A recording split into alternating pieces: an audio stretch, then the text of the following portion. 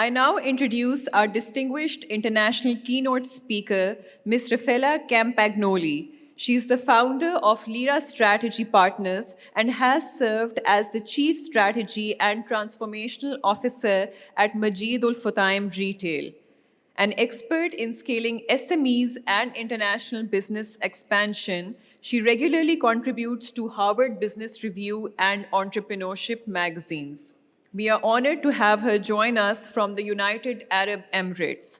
Please give a warm welcome to Ms. Rafaella Campagnoli, who will share her thoughts on capitalizing SME ecosystems for international growth.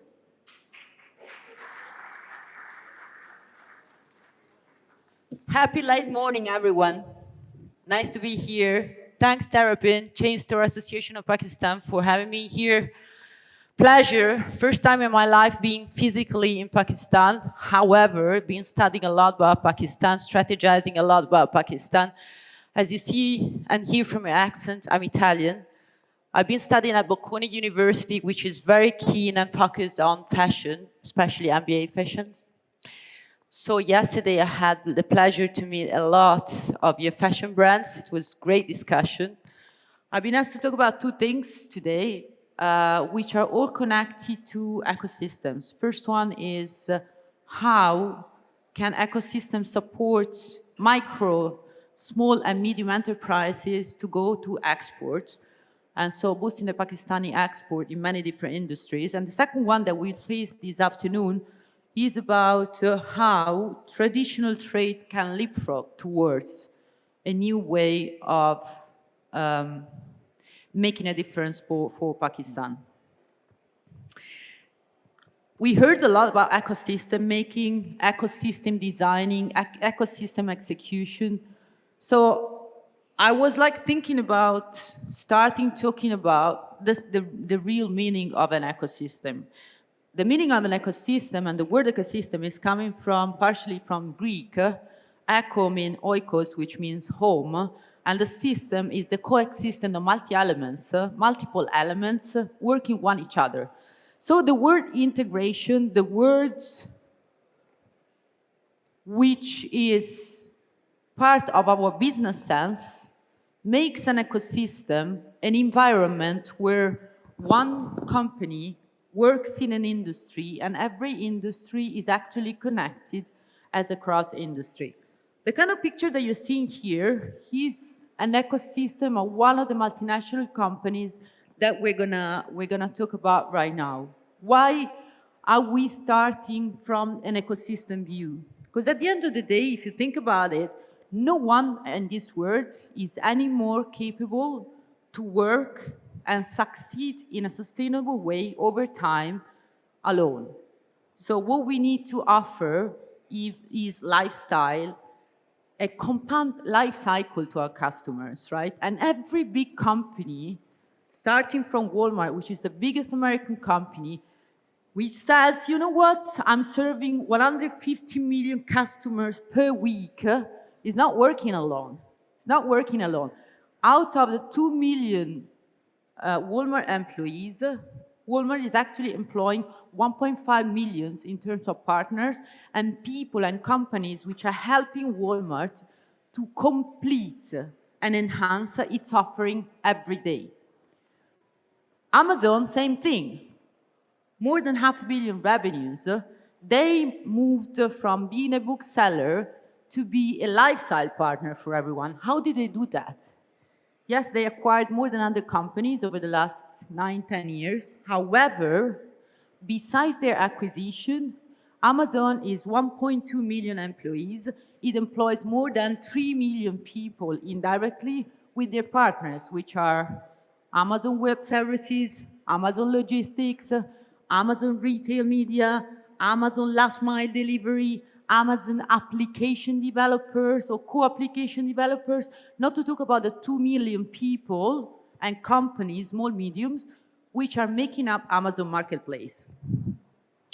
Apple, same thing. And the first slide one was exactly the ecosystem of Apple, starting from Macs, iPod, iPads, and then getting a set of devices and services which are making their difference. They're making it stronger.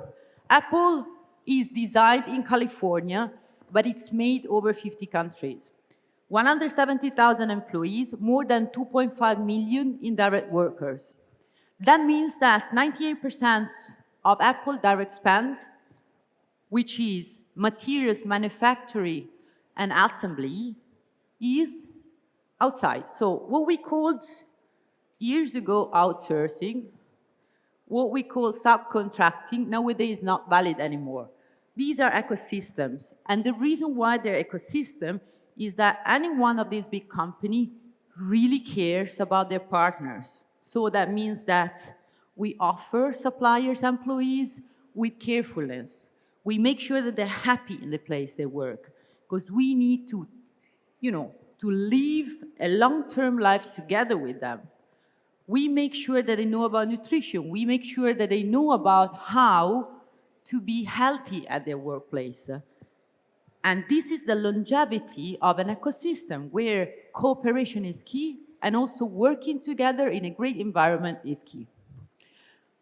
By talking about these big businesses, then we go into the medium, small enterprises environment where we very important for emerging markets. How about global markets? How about the world business? Well, if we look at the micro, small, and medium enterprises in terms of numbers and in terms of contribution to the global business, look at this.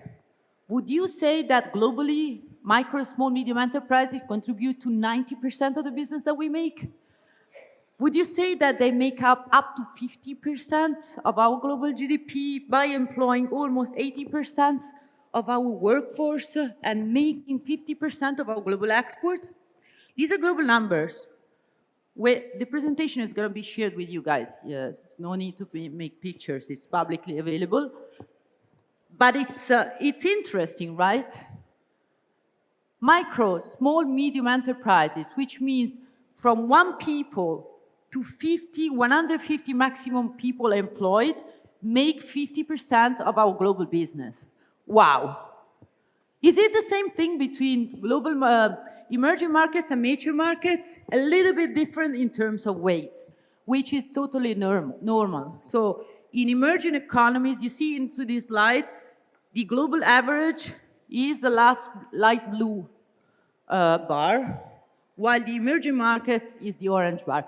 It's obvious that within emerging markets, we have a higher weight of business generated by small, medium enterprises. Look at Pakistan versus the other bigger markets in emerging markets. Consider that these are global data, right? They might be right, wrong. Getting data on emerging markets is not super simple. However, look at the GDP. Pakistan is making 40% of GDP with micro, small enterprises, which is in line with the global average. Some countries have boosted it. Look at the workforce.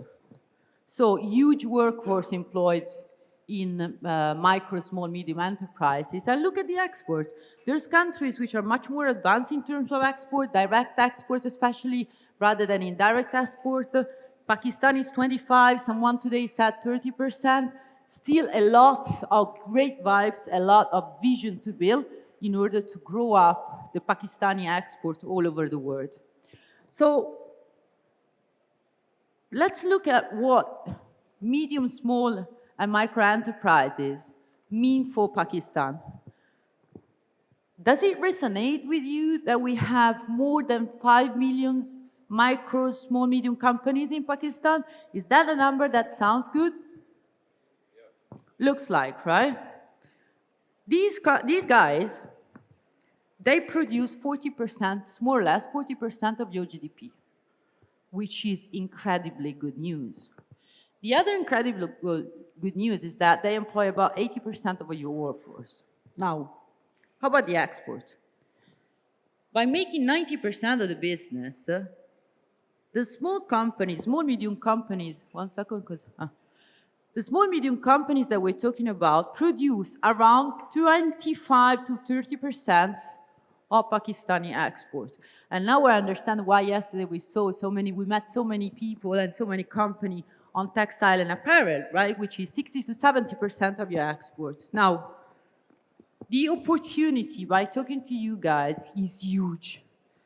These micro, small, medium enterprises right now can definitely leverage on a bigger, wider, more connected, sustainable ecosystem by putting together banks like we saw today, government support, lawmaking people, principles, which are actually which are going to boost the Pakistani economy over the next 5 to 10 years with the vision, but also with the mid-term plan to get to the vision that we need to build together. And the reason here is quite obvious to everyone. If you look at this graph, the direct export of Pakistan is 30%, 25 to 30%. Look at the amount of exports that you guys do indirect. It means that your small, medium companies, they sell to someone else, local or foreigner, which then gets the goods abroad, which is different from what India and China or Turkey are doing, for example, where the access to export is directly made from the country small, medium enterprises to their customers in a set of different ways, which over the last 5 to 10 years have been boosted big time by digital tools. I will see how. There's another element which is interesting to be seen. If the pointer is working, you see that this pink part, export hub and special zones. It was really good to hear from the Ministry of Commerce that now you have built up special economic zones, industrial hubs, which will help you to get out. Why? Because the other markets, which are similar in terms of manufacturing capabilities, are much bigger than Pakistan. So that's another big source of potential. Some examples of how other companies and markets made it. I've been finding out 3 kind of examples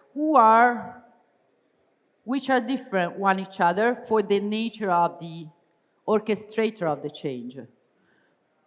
Number 1 example that I'm bringing is Li and Fung. Li and Fung has been a good case study both at Harvard and at Bocconi University. We published 6 months ago a book which is called Branded Value Chain, which is mentioning Li and Fung example as the local champion which is bringing small, medium enterprises to succeed, not just in China, they're based in Hong Kong, but all over the world. So these guys, they start as traders. They buy textile and fabrics and then resell. Then from traders, they became manufacturers, so not just buying textile, but actually building up garments. And from building up garments, the last thing that you say in there is having a global supply chain digital platform. This is the kind of leapfrog that many companies through Li and Fung did, because Li and Fung is just controlling digitally a value chain which is huge. How is it huge? Look at these numbers. So over the last 5 years, Li and Fung has been partnering with almost 7,000 companies. These companies are medium, small companies which design, cut, manufacture, and build up textile and garments. These companies are all around the world. The main sourcing countries are China, Vietnam, Bangladesh, India, and Indonesia. These guys provide the technology. So you want to be my partner, I make sure that your employees are happy. I make sure that you have the tools to make your company properly. And I want to make sure that everything that you do is controlled. So I provide you with cameras, I provide you with IT systems, I provide you with demand planning systems, and I make sure that the stock that you need to make the fabrics that you have to is there when I need it. Why? Because I have 2,000 customers all around the world. You can mention Walmart, you can mention Nike, you can mention Adidas, huge customers, which need my garments. Li and Fung runs 350 locations. You know how many they own? 0. Just partnership ecosystem. Leveraging on local champions is one option. Leveraging on global champions is another option. Now, I'm bringing an example of people like Unilever, for example, and Nestle, which are also in Pakistan, as you know, right? Many companies are in Pakistan. Now, FMCG companies are very interested to anything which is related to your traditional trade retail. 650,000 stores you guys have, right? Which are driving 75% of your consumption. So like they invested, for example, in here in Africa, in sub-Saharan Africa, to make the agriculture and their farmers more closer to their value chain in terms of needs of security, food security, customer security, as much you guys can do with them, which apparently, I've been talking to some of them, yes, many of them started to work with Pakistani agriculture player, but not as much as they could. Example number 3, leverage on global champions on digital. So there's guys like the big ones, like the Alibaba into this example, which can come. You have 1 or 2 or 3 or 10 things that you make much better than any other country, and you guys know what I refer to. Go there, ask for their help to internationalize, like they have done in Malaysia, like they have done in Thailand, with just this example of the durian, right? Which is a fruit much more farmed in India than in Thailand or in Malaysia, for example. Anyhow, partnership is fundamental. Turkey, as you have seen, is a country with 85 million people. They export 85 billion per year. The special economic zone started in 2007.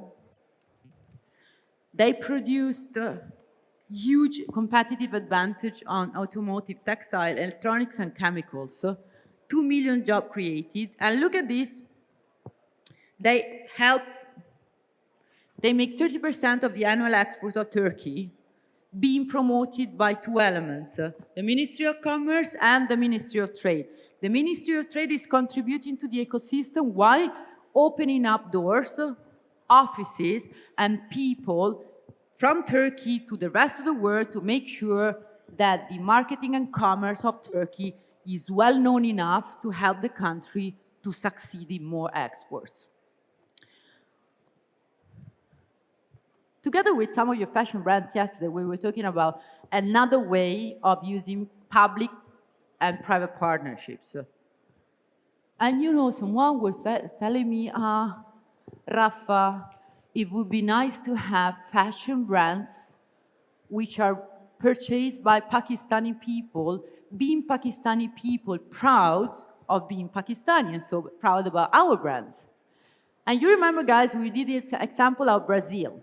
Brazil, 5 years ago, started building up the Brazil brand for agribusiness. And you see that logo up there on the up right side of the slide? Well, that's the Brazil logo for Global Cooperation on Agriculture. Look at this. In 2019, they decided to start up the business. In 2022, they start exporting meat, corn, potatoes, and sweet potatoes to 187 markets. 2 weeks ago, they announced that they're in 239 markets. So, as you know, Brazil is a federation of multiple different regions, right? So imagine how can be complex to coordinate all the agricultural elements of so many provinces together. This is why these kind of results, which is saying that Brazil growth in agriculture of 20% in 5 years, which is huge, and they're making almost 50% of Brazil exports just with agriculture, is obviously a coordination between different efforts at the government level, at the province level, at the single national state level. And look, they put together 5 million farmers. 27 states, 2,000 rural unions.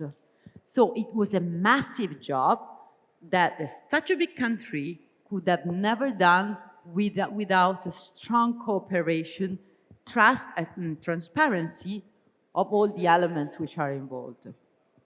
So to close this chapter, last small example is about India. This textile hub of India, which for many reasons Pakistan could cope with, maybe with cotton rather than silk, is making almost 30% of India export, which is huge. The fact that they export so much, they employ more than 2 million people as well, taking care of families, having built global economic zones and hubs and fashion hubs, is because they could focus on something which is relevant for the country, on an excellency which is not replicable as much in other countries, which is still a national element to make sure that this kind of business is sustainable in the long term. So my question at this point was, so what about Pakistan? What can we do to make it really happen? How can we enable a long-term vision with a set of steps which are short and medium term to get there? So the answer is, I have no idea.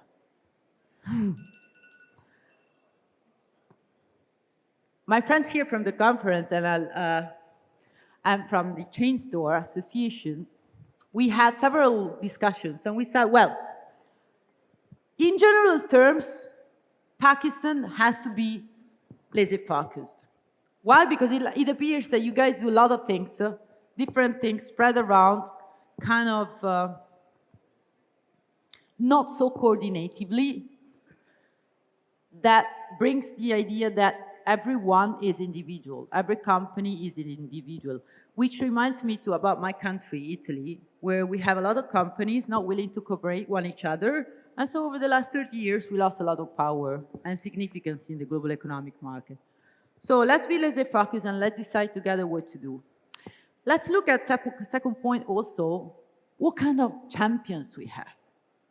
I was looking at yesterday the number of conglomerates, big conglomerates in Pakistan, and companies which are bigger than $1 billion revenues. You have many. You have 160 companies, conglomerates, and about 600 companies which are belonging towards the conglomerate environment to leverage on, because these are the companies already exporting, which can help the small, medium enterprises to export themselves in a way which is coordinated and orchestrated.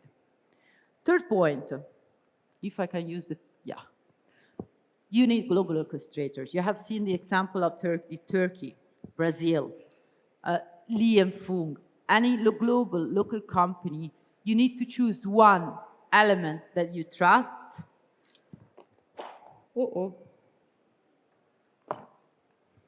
It's okay.